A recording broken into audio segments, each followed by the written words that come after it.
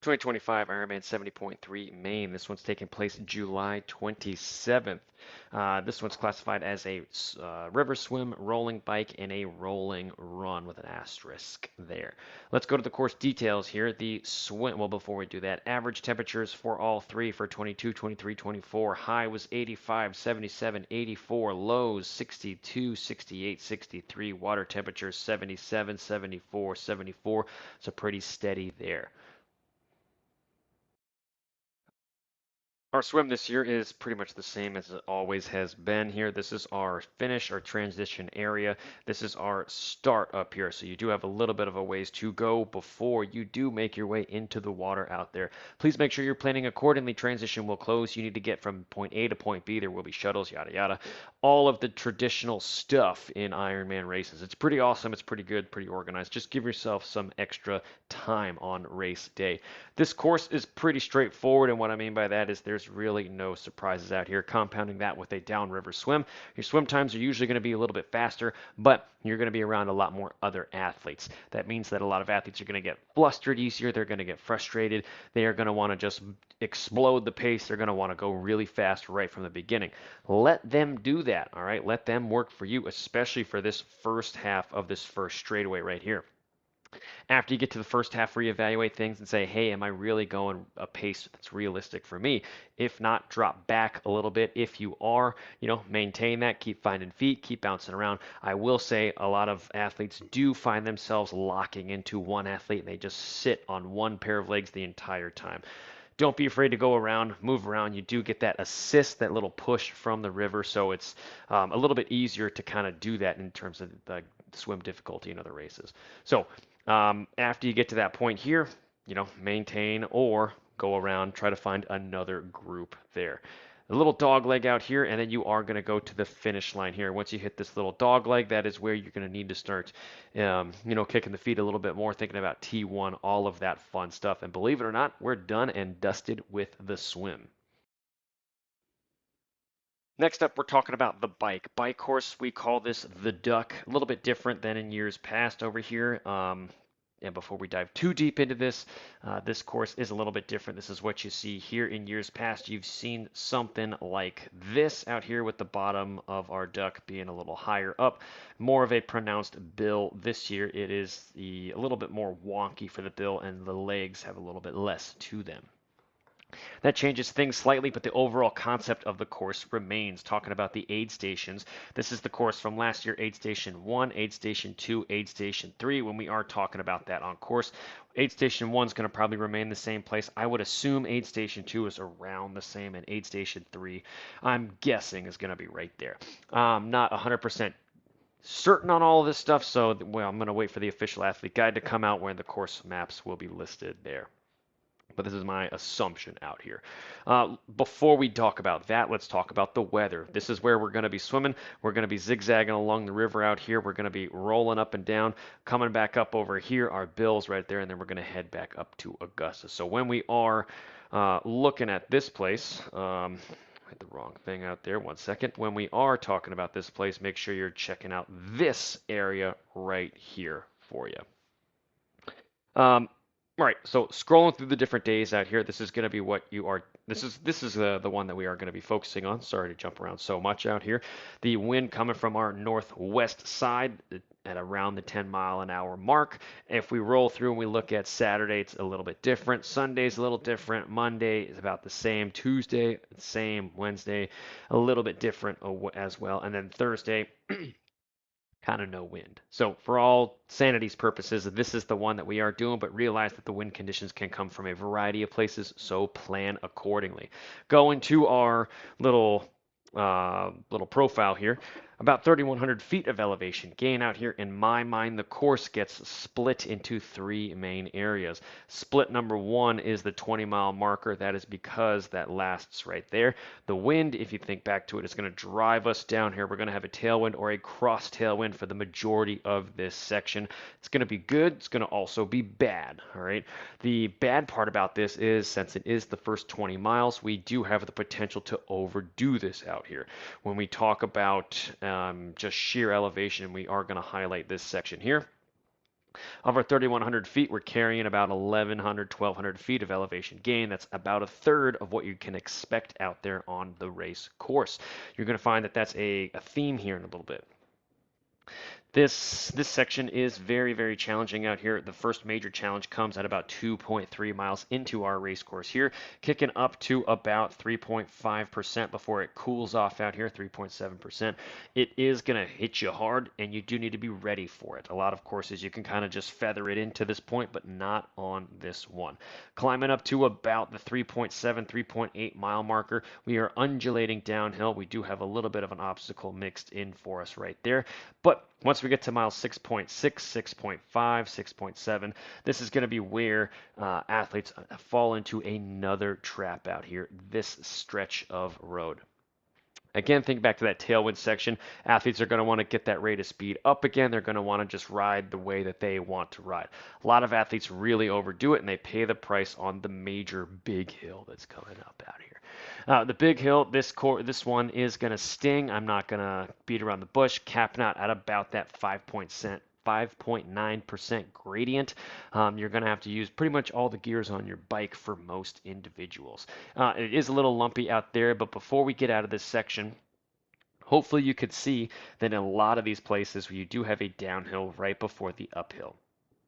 What you need to do on this course is you need to maintain that rate of speed on the downhills to drive the uphills and eat away some of that elevation. So just because we do have about 1,200 feet of elevation gain out here doesn't mean you're actually going to be riding 1,200 feet of elevation if you're doing it correctly out here. If you're maintaining speed, if you're increasing speed on the downhills in a controlled way, then you are going to be able to eat up some elevation on this course. You're not going to be able to do the whole hill on all of them, but you're going to be able to do at least a little bit of that elevation, and you're going to be going up relatively easy. So maintain that speed as best you can. Make sure you drive the course, ride the course the days before, so you have a sense of what to expect for sure. Aid station is going to come right about here, about 17 miles, 17.2 miles into the race, so make sure you plan accordingly for that. That's our first section done and dusted, and then it changes a bit. Once you get to about the bottom of our leg over here, in my mind, the next major part of our course is going to be, and we can probably extend that a little bit here, right through here. This section is about 28, 29 miles, 1,500 feet of elevation gain. Max gradient in this section is 5.4%, so we're not going up any major mountains, but what you'll find is the elevation comes again and again and again and again and again.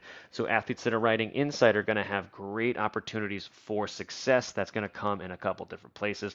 On these steadier inclines out there, they're going to be ready to just kind of motor through it. They're going to be used to doing that. But a lot of athletes that ride inside are going to struggle on these little sections where it's up and it's down and it's kind of all around out here.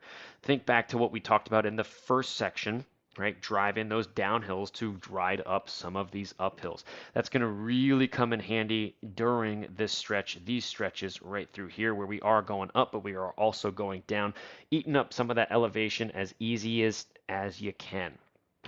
In this section, aero is also going to be a major factor. We are going to be going into the headwinds out here, so make sure that you are aware of that on race day. When you are going down the front 20-mile stretch of our road, make sure you're watching what the wind is doing. Make sure you're seeing if it's changing, if it's swirling, yada yada, and the list goes on. So always be aware and be consuming what's going on around you, all right? Your brain is never turned off. As you continue through this stretch right here, this section is very critical for your success. And the reason for that here, if we go and talk about our little profile here, the bars are our power that we're putting out. The speed is the orange. I'm going to take that away because as you can see, it's up, it's down. It's pretty consistent in the same spot throughout the day, but it's just always up, it's down, it's always moving around. The section that we are talking about comes from over here all the way up to about right here. So we can just highlight that, and then there's no guesswork here for you. When we talk about power, you can see that it steadily over, averages, kind of drops throughout here, and then it maintains in this section before kind of kicking back up. This is a huge, huge priority for you, a huge section, one that you are going to be needing to really, really prioritize. A lot of athletes are going to do the exact opposite of what's out here. A lot of athletes are going to really push the power right through here, and they're going to really pay the price for it right through here. So this is an easy opportunity for you to catch up to a lot of individuals and kind of put yourself at distance if you are in the front and pacing this correctly. You are going to have to, sky the power a little bit as you get up through here. But again, this whole stretch is going to be largely into the wind or having a cross headwind with it. So be very, very careful out here. And you're also going to probably cross two aid stations here. One at about this area right over here, and one at about, I'm guessing, this area right here, or right there at the very end. And then the last section of this course out here, we're going to unclick that so we can get a little less busy out here. This stretch, you're typically going to have hopefully, a tailwind or a cross tailwind section right to about here, mile 53, before you turn back home. And as you can see, it's a little bit of a longer straightaway. You're probably going to have a crosswind mixed in through here, so you're going to have some work left over to do before you go to the finish line. So that is our bike. Not done and dusted yet for you, because as we talk about this athlete that does have about a 245 FTP, weighs about 155, we're talking about drag. If you I'm bouncing around all over the place. If you take your drag and if you improve it slightly, you're saving about 30 seconds out here. If you increase your power output, this athlete was targeting a 201. If they do a 203, that's saving them 47 seconds. If you drop your weight slightly out here, you are going to save 17 seconds. You're going to be dinged in a number of different places out here, so just keep that in mind. Rolling resistance, improving it slightly is going to net you about 8 seconds out here.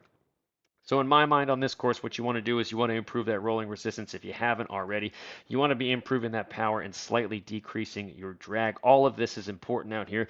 The aero, believe it or not, I would still consider pretty important out here on race day, even though you do carry 3,100 feet of elevation gain. The zones that you are going to be covering on this course, very largely dominated, of course, by zone 3. A lot of time in zone 4. I think it's about 33 minutes, if my math is right, in zone 1 and zone 2 in the 6-zone model. Depending on how you are racing and your race style, this is going to look slightly different out there. So that is our bike kind of done and dusted. Next up is our run course this year. Run course is pretty similar. All things considered, we have they're calling it 13.9 miles. We have 12,423 feet of elevation gain. This is what it is going to look like with a major hill towards the end, starting at about mile 10, lasting to mile 11.1. That's going to look something like this. If I could reset the zoom for you, it would look a lot better. There we go. 8 stations in tow. This is the run course that is mapped out for us. We got aid station 1, 2, 3, 4. Looping back on ourselves, I'm assuming that all of these are dual-sided because the last year's athlete guide said aid stations every mile. We got one here, which you will be hitting on both sides as well, and then you're going to loop back into the finish line here. Now, what does that mean for you on race day? So let's go back and dive into our map out here. First thing that you need to be very aware of is this little section that we've almost hit right there. So this section between two aid stations, that's going to be the longest amount of time you're going to go without aid on this course. Make sure you are planning appropriately for that. When you look at the aid stations in the first 4 leading up to it, it's about, I think it's 0.7, and then 1 mile after that, 1, 2, 3 evenly. And then you do have this little blip in the system right there. That is the longest stretch of road that you're going to have to go without aid. It's kind of inconsequential when you look at the whole grand scheme of things. I mention it because you can get on a good little rhythm with your aid, fueling, and then you're missing that little window right there. So it can be a little bit of a blip in the system and cause minor hiccups out there, but something just to have on the back of your plan, back of your head when you're out there on race day. Now, this is classified as a hilly course on their website. I would disagree out here. You're running along a path along the river out here for the majority of this road or for this run. There's going to be some areas where you are completely covered from the elements, completely covered from the sun. When I go through these areas, you know, if it's a humid day, these are going to be the places where it's a little more challenging to breathe, a little more challenging to get through it. It's a little more muggy, kind of think mid-Atlantic stuff right through there. There's also going to be areas where you're open to the sun, a healthy mix throughout here, right? That's going to be where you're open to the wind, to the weather. If you are on a sunny day, you're going to be open to the sun. So you're going to have a mixture of difficult situations to go through out there. So when you are gearing up to go through these muggy areas, right, as best you can, make sure you say, hey, maybe my pace needs to maintain or slightly drop out here. When you're going through the open areas, you got access to the wind rolling off the water. It's feeling great. Maybe your pace, maybe you get a little faster by 3 to 5 seconds a mile there. So maintaining your greatness, right? And that would help a lot of people out here. This run is really dictated by what happens on the bike in many, many circumstances. A lot of athletes overdo the bike on this course and they pay the price for it on the run, and they think that this run is very, very challenging when in reality, it's the bike that set them up for failure. So keep that going, go through your checklist, last 10 miles, last 20 miles or 15 miles of the bike, see what you have or have not done really well on the bike. And the athletes that are going to turn it around are the honest ones. If you haven't eaten or drank anything until mile 40 on the bike, you're probably going to need to slow down and fuel up a little bit before you're going to be able to run the paces that you want. If you ignore that, then you're probably going to be able to get through the first 7, 8 miles before you kind of hit the wall, and then you're double whammied with the big hill at the end. So this first little stretch, we'll go through it step by step for everyone out here. This first little mile out here, first mile in my opinion is a great opportunity for you to kind of see what happened on the bike. How are your legs? How am I going to attack this run? Am I just going to get through it and maintain, or am I going to really put a stamp on it? You will probably have that answer by the time you get to that first aid station out here. All right. Going to the second aid station, this is going to be where you should start to get back to your pacing. This is going to be where you're starting to put your consistency to the test out on this course. From mile 2 onwards, right, this is a great place to kind of slowly see how are your legs. Your effort's going to have to go up a little bit because let's get back here, because you are going to have to be going up an elevation spot out here. When we talk about that, those pesky hills out here, we are going to be going up at about a 1.5% grade, 1.7 for a brief moment in time, but these are going to be kind of little ankle biter hills. They're not going to be really aggressive hills like you did on the bike in certain situations, certain places out there. So it's just going to be more annoying than anything out there. When you do cross this line out here, even though this is a net downhill, this is a challenging stretch of path out here on race day. This is another important area that a lot of athletes really overlook. If you look at this place, it's up, it's down, it's kind of all over the place. One of the more challenging sections out on course. The other challenging section we've already addressed is right here. If you wanted to look at this in kind of the bigger picture, once you get to mile 4 out here, you can really start to just steadily increase until mile 10. You're largely going to have, you're going to have to run up I'm stumbling over my words, but once you get to the turnaround right here, and you turn around, you're going to run the similar path that you just did, just in the opposite direction out here. So if you wanted to break it down really nitty gritty, effort slowly increases to mile 6.8. You kind of recover to mile 7. Once you hit mile 7, it's pretty much steadily rising up until mile 11.5, 11.25 out here. When you do make it back to mile 10, right, you want to arrive at mile 10 ready to rock and roll. You want to get there, and let's zoom in a little bit so you can see exactly where this is on race day. Mile 9.910, once you start to cross that river right there, you want to use that bridge as a jumping off point. I need to get to the bridge in a good spot. I need to get to the bridge at a point where I can really, really run, or get to the point there where I'm really at my capabilities right through there. And then once you get through here, you're going to increase that level. You're going to hit mile 10.6-ish, right? 10.7. And then the elevation is going to kick up again. This is going to be the spot where you can, use the hill to your advantage. If you're having a great day, again, use it as a springboard. I will tell you, it's going to be a lot of effort for going really slow. So if you're not having the best time of your life during this stretch right here, it kicks up very aggressively. That's going to be a great opportunity for you to walk or walk fast up this spot. That's going to be the time where you lose the least amount of time on your competitors, even though you are walking. It will kind of go back down, think back like Lake Placid-esque, right?